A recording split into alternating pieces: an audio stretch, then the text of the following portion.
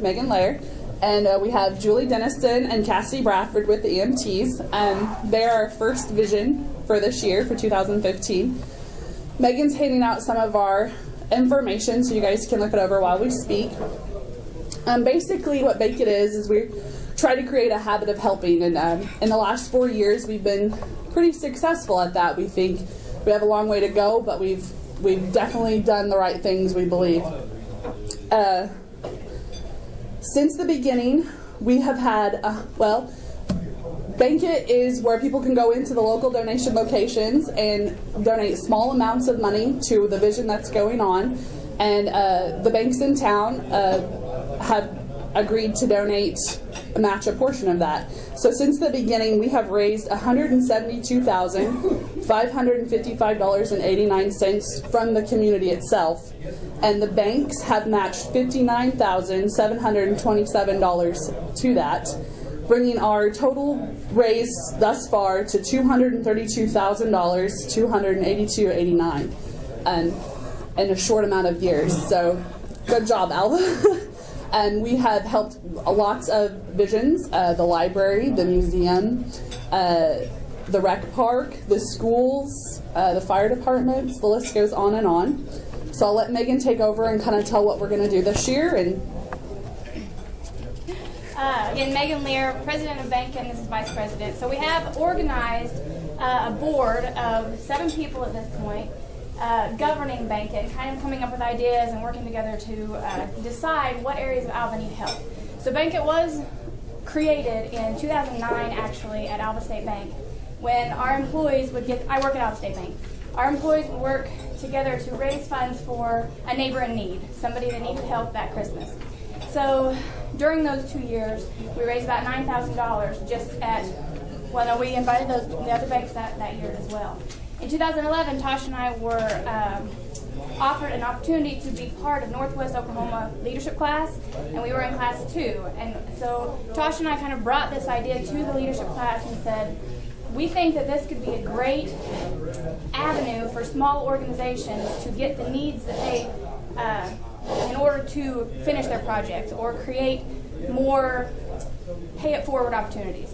So the class jumped on the idea of this because at the time we had several local bank employees in that leadership class, which turned out to be a huge advantage because we could be the venue to get back and forth to the banks of what our needs are in the community. That same time, the banks were like, that's a great idea, how about we match? And that's when the light bulb really went off. Holy cow, your money doubles, almost. Every time you give. So it wasn't a matter of we want lots of donations and we want a lot coming in. It's more of if community members trust their local financial institutions, they go there once a month to deposit their paycheck, so why not leave $5 off for BankIt and make it a habit of helping, okay? So I get goosebumps talking about it because I think that it's the most amazing thing Alva has to spread. And so far, like Tasha said, combined with the almost $1,000 that the banks have matched, in 4 years, we've raised $232,000 for our local communities, okay? So I hope you have goosebumps. This is an amazing project, and I just exude enthusiasm on it. So this last year, we helped the Easter egg hunt, and we gave them funds to help for future years to distribute toys and gifts or whatever in the Easter eggs, so the Easter egg hunt. So they can use those funds. They got about $5,000, I believe, to use for several years thereon. Then we helped the Boy Scouts. Okay, they found out that they had some land that was given to them many years ago that needs to be cultivated so they can have their monthly campouts there. So we helped raise funds for them, and they got about $6,000. Then the third vision, which was astronomical in our opinion, was the Cherokee Strip Museum, because they have a lot of stuff going on and they are getting funds in, but the BankIt program helped to give them $11,000. All right, and then the food bank is our annual mission, so we help them every October to December to help give them funds for the rest of the year, and they will receive $8,000 from BankIt. And so give you an idea of those funds aren't coming in huge amounts. We have pledges each month, and we have about 1,000 to 1,500 each month coming in on pledges. And those range from $1 pledges to 100, and we have 2 $100 pledges. And the rest are all small money. So that tells you how many people have already got some buy-in in the program. And it's not hurting anybody's budget. It's $1 every month at your local bank, provided by the bank, accepted by an institution that you already trust, and then given back to the community. And when I say give back to the community, when our leadership class got together, we didn't want to just help Alva, okay? And didn't want to just help one at a time. Well, we did want to help just Alva. That's our future vision. But we wanted to pay it forward for longer periods of time. And when we first discussed this, that was right around the time that there was a tornado in Piedmont, Oklahoma, and it wiped out a big chunk of their area. And they were scrambling to come up with funds to help the families that had their houses destroyed. So we thought at that time, if something happened to Alva, is there a reserve fund that can just help it? Is there a rainy day fund to just help? And there may be, but we wanted to be the ones that helped foster that and create it. So when we wrote our bylaws, we came up with an allocation of the funds that come in. So 15% of all of the funds that come in will be allocated. So that's with the community money coming in and the bank's matching. The 15% of that is allocated to our rainy day fund, all right? And right now it's holding steady at about $40,000. So that's in 4 years, we're building. And we've helped lots of families with, we've helped 1 fire victim, we've helped with 2 funerals, we've helped with premature baby hospital bills, and that's what we want. That's really where my heart sings, is a little bit of giving from a lot of people, and we're helping where we can. Then we have another 10% that goes into a growth fund, and that's not for anybody that helps with BankIt. It's a non-profit organization. It's the growth fund is to help us give larger amounts in the future, or possibly mini grants. This is the first year that we've been able to offer $1,500 mini grants to. We gave $1,500 to the Woods County Coalition, and also the Alva Christmas Committee to help get the lights thing going for next year. So that's an exciting part too, is that we're getting to the point where the growth fund is actually giving back as well, all because of a habit of helping. A little amount from a lot of people donated at your bank, matched by part of the funds are matched by the bank, and so it really is a pretty amazing deal. And I want to throw out. We gave you newsletters. Tasha's been gone for 2 years, and she's back and helping us with the newsletters, get those off and running, and to reinforce everyone that does donate already. Those are quarterly. We had a board member donate the funds to pay for the printing of those newsletters, and those are all printed at Lynn's place downtown, and they do a phenomenal job for a good price. And so I'm not sure if there's anything else. Our visions for next year. Yep, we've announced our 2015 visions, and they are going to be, we brought the EMS with us so they can tell you a little bit about what their needs are going to be for January through March. And then April through June, we're going to do the Graceful Arts for the Children's Arts Program. That helps the area schools. And then July through September, we're going to help with the Community Canine, help funding that new dog that they need. And October, December, once again, we're going to do the Neighbors in Need for the food bank. So we'll turn it over to the EMS and let them explain to you what their vision is. We were lucky enough to be given the opportunity to be the first vision for BankIt this year. And what we are asking for, I'm just going to steal one of the posters here.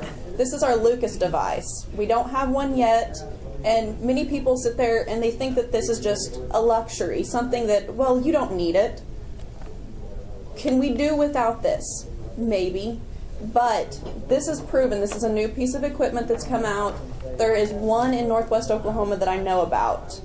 A lot of people say, well, since it's so new, how do you know? It's put out by Physio Control, and it's something that it does continuous chest compressions. The American Heart Association has stated that the key to surviving and reviving a patient is the chest compressions. It's most important to get that started and keep it going throughout. A lot of the times a shock is necessary, but with this, we can put this machine on, Once we get there, it comes in an awesome little handy-dandy backpack. It comes in a wonderful carrying pack. It's battery operated.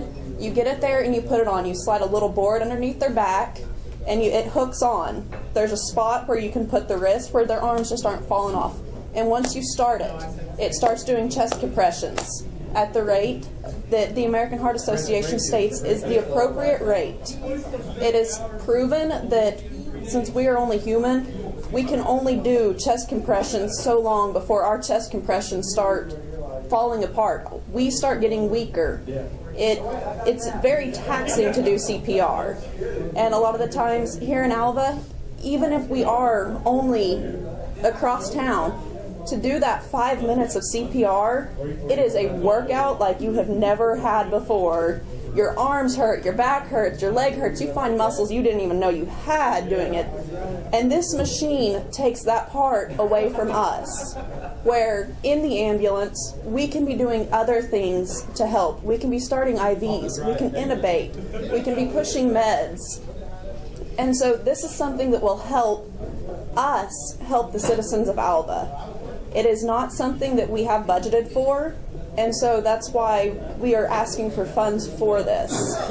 It's something that it seems like a luxury, and I got to see it in use once. Alfalfa County does have one, and we were lucky enough to be up at the hospital and get to witness this, and whenever they came in with it, I was just floored by it, because I'm going, how come we don't have one of these?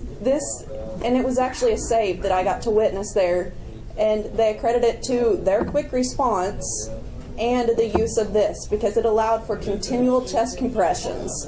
There wasn't an interruption in the chest compressions due to the machine. You don't have to stop the machine to defibrillate. You don't have to stop the machine at all. You can push your meds and do everything with the machine going. And that's what the American Heart Association actually wants from us.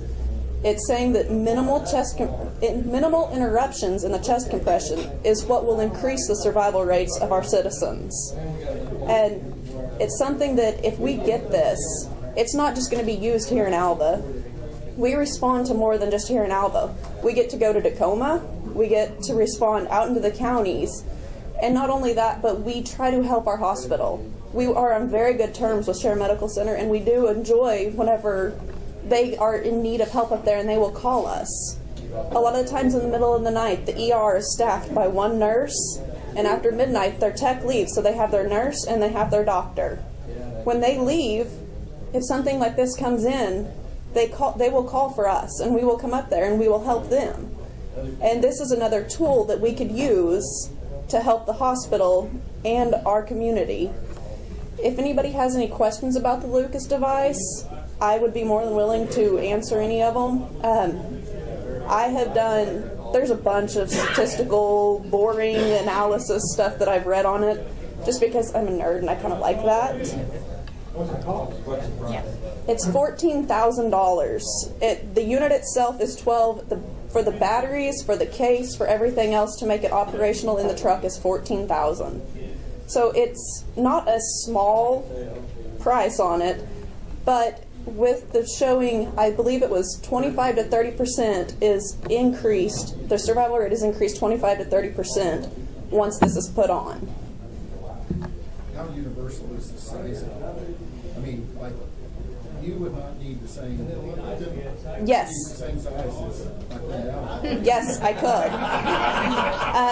If you look at this, which I'll come back here, if you look, the part where you see the little springy, that actually, you can move that up and down. And so for somebody like me, it's going to be a lot further down. For somebody that's of a larger chest, it can sit right up there, and it's got the arm in there. So yes, it can fit. I think it's up to, I want to say 60 inches. I'm not positive, but it does fit. It fits large people and it fits small people. Now, the one thing that is different about it is, can you use it on a child? No, you cannot use this on a child. And the reason being is that arm is too forceful for a child's chest. But it can be used on adults large and small. So, you mentioned there were batteries involved with this. What kind of life expectancy on batteries do you expect? I'm going to say that they're probably going to be our power cots that we have in our ambulance. They're put out by a different company, but it's the same type.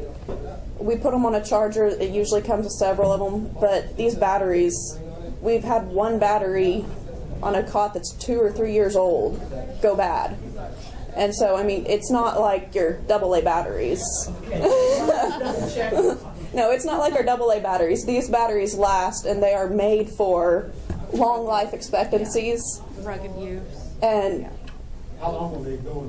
30 minutes or an hour? I was reading on it, and there was one that it was from another EMS that they had said that they transported for an hour and a half with this on. They weren't transporting a viable patient; it was transporting to a yes, what we call life share. They were donating to that, so they were still doing CPR on this person to keep the organs viable for the donation. And so they said that they had transported over an hour and a half with it running.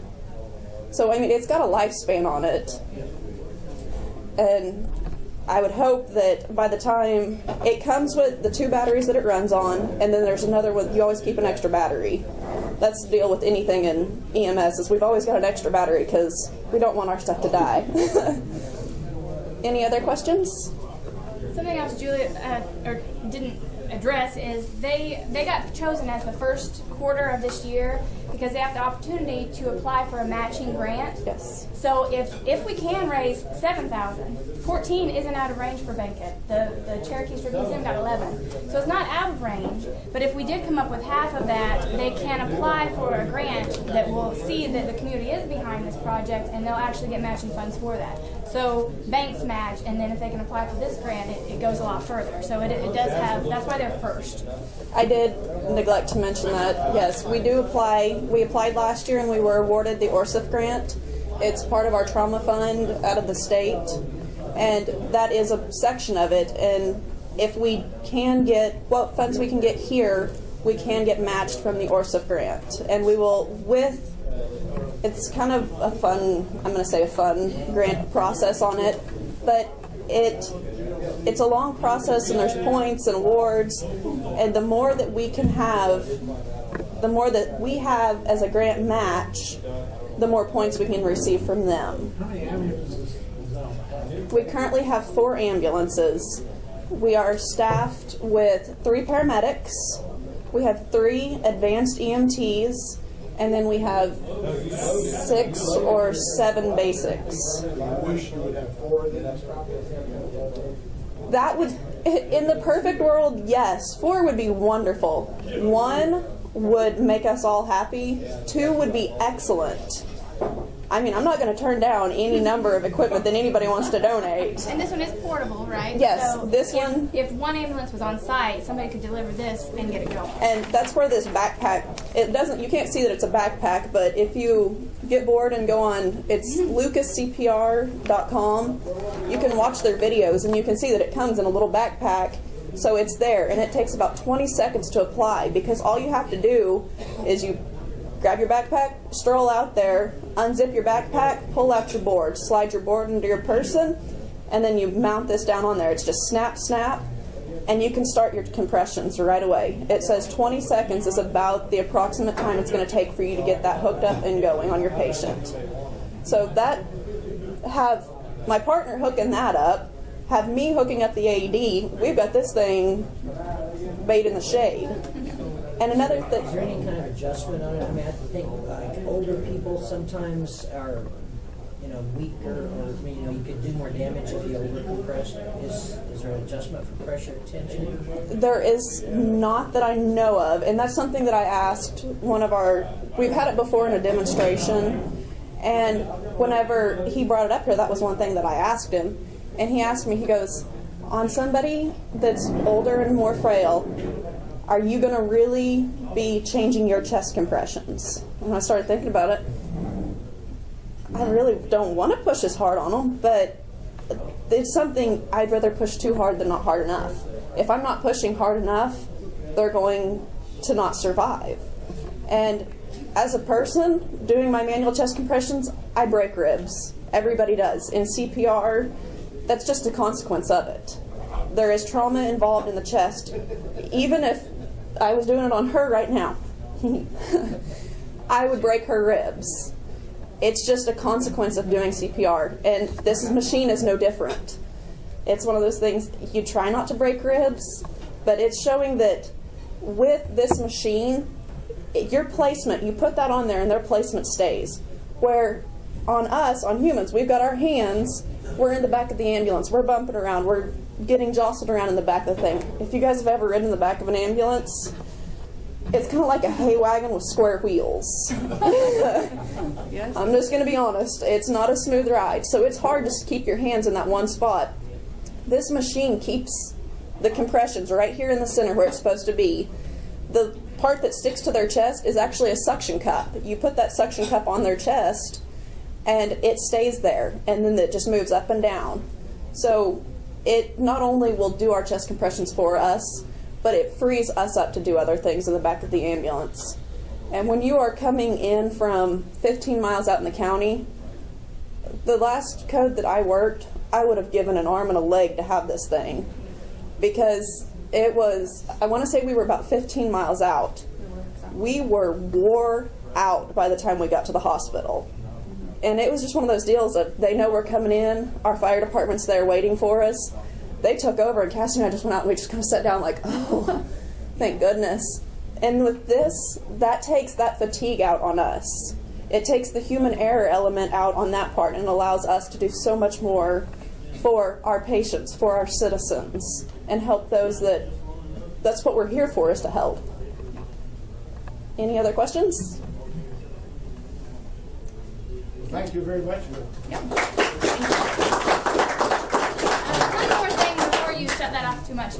The community visions get picked each year from an application process in November. So they do have an interview process where they have to come in. That's why I knew a little more about it, because they came in, they told us, and we asked some good questions and made sure that this was a quality organization that Alva could get behind. So now the word is just getting the word out. So on your pancake feed, you might want to check out applications in November for BankIt, because would that roof be a community Situation for Kiwanis community stage? Okay, to where community is a big word in this whole thing, so that would be an idea for you all. everybody working together.